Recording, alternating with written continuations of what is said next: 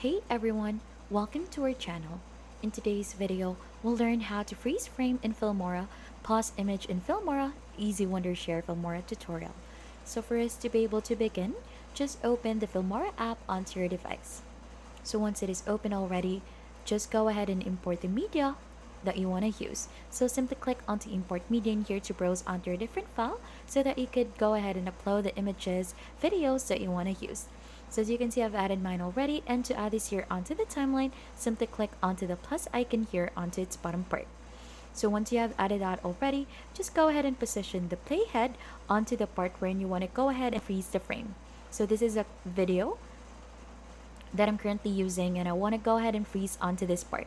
So we're going to go ahead and position this and then click onto the video and then right click onto this.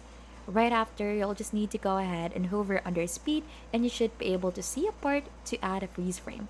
So click onto that, and as you can see, there is a grayed out area onto your clip already, and that is the part wherein it added a freeze effect onto your video. So as you can see, if you go ahead and play it from start, it will go ahead and start from a normal until it will go ahead and freeze.